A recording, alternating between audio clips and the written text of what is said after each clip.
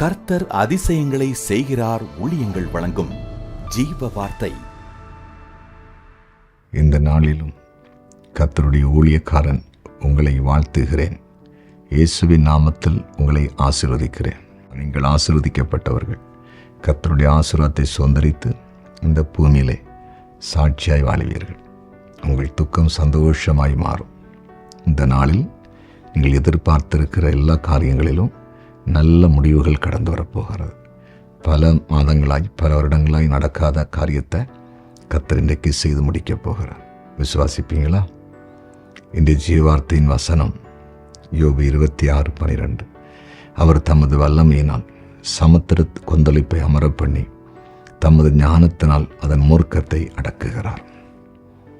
தமது ஞானத்தினால் அதன் மூர்க்கத்தை அடக்குகிறார். இன்றைய ஜீவார்த்தையின் தலைப்பு அதுதான், மூர்க்கத்தை அடக்குவார். மூர்க்கனானது கடும் கோபம். சிலருடைய வாழ்க்கையில் இங்கே பாருங்கள், மூர்க்க குணமாக இருப்பாங்க. அன்பு இருக்காது, இரக்க குணம் இருக்காது, எப்பவுமே எரிஞ்சு விடுவாங்க, எப்பவும் கோபப்படுவாங்க. சில வீடுகளில் சில குடும்ப தலைவர்கள் அப்படி இருப்பாங்க, மூர்க்க குணமாக இருப்பாங்க. ஒரு அட்ஜஸ்ட்மெண்ட் இருக்காது, ஒரு தாழ்மை இருக்காது, ஒரு பொறுமை இருக்காது, ஒரு விட்டு கொடுக்கிற இருக்காது. எதுக்கு எடுத்தாலும் அவசரமாக பேசுவாங்க, கெட்ட வார்த்தை பேசுவாங்க, அடிப்பாங்க. அதே போல் சில சகோதரிமார்களும் இருப்பாங்க, மூர்க்க குணமாக இருப்பாங்க. இரக்கம் இருக்காது, அன்பு இருக்காது, தாழ்மை இருக்காது.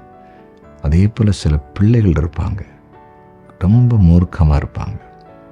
முகத்தில் ஒரு சிரிப்பை பார்க்க முடியாது, ஒரு தாழ்மை பார்க்க முடியாது, ஒரு சின்ன காரியத்தையும் பொறுத்து கொள்ள மாட்டாங்க, பிரச்சனைக்குரியவர்களாக இருப்பாங்க. அப்படி உங்கள் குடும்பத்தில் யாராவது மூர்க்க குணம் உள்ளவங்களாக இருக்கிறாங்களா? பயந்து வாழ்கிறீங்களா? இனி என்ன செய்வதென்று கலங்கி இருக்கிறீங்களா? அப்படிப்பட்டவங்களை மாற்றப் போகிறார். அப்படிப்பட்டவருடைய மூர்க்க குணத்தை அடக்கப் போகிறார். சாதாரண ஒரு மனுஷியான்று மாற்றப் போகிறார். சாந்த குணம் அவங்களுக்குள்ளே கடந்து வரப்போகிறது. விசுவாசிப்பீங்களா? நிச்சயமாக நடக்க போகுது. ஆண்டவர் போய் சொல்ல மாட்டார். தேவனால் எல்லாமே முடியும். ஒரு நாள் சபையை துன்பப்படுத்தி கொண்டிருந்த மனிதனை ஆண்டவர் தொட்டு பவுலா மாற்றினார்ல. எவ்வளோ மூர்க்க வரியாக இருந்த மனுஷன், அதே ஆண்டவர் உங்கள் வாழ்க்கையில் உங்கள் குடும்பத்தில் அற்புதம் செய்ய மாட்டாரா? கண்டிப்பாக செய்வார். ஜெபிப்போமா? ஜெபிக்கலாம். ஆமாண்டவரே, மூர்க்கத்தை அடக்குகிற தெய்வமே, உங்களுடைய பிள்ளைகளுடைய வாழ்க்கையில் குடும்பத்தில் யாரெல்லாம் மூர்க்க குணமாக இருக்கிறாங்களோ உங்கள் குணத்தை மாற்றிடுங்க. உங்கள் குணத்தில் ஒரு மாற்றம் வரட்டும், ஒரு சமாதானம் வரட்டும். இனி மூர்க்க குணம் யாருடைய வாழ்க்கையிலும் செயல்படக்கூடாது. அதனால் இதுவரையிலும் உண்டான அத்தனை பிரச்சனைகளும் இன்றைக்கே முடிந்து போகட்டும். நீர் அப்படி செய்கிறதற்காக ஸ்தோத்திரம். வியாதிப்பட்டவர்களை தொட்டு இப்போது சுகமாக்குவீராக. பிசாசின் பிடியில் இருக்கிறவர்களை கர்த்தர் விடுதலையாக்கும்படியாய் ஜெபிக்கிறோம். ஆசீர்வாத குறைவு எல்லா குடும்பங்களை விட்டும் இயேசுவின் நாமத்தில் விலகட்டும். செழிப்பு உண்டாகட்டும். ஆண்டவரை, பிறந்தநாளை இன்றை காண்கிற ஒவ்வொருவரையும் ஆசீர்வதிக்கிறேன்.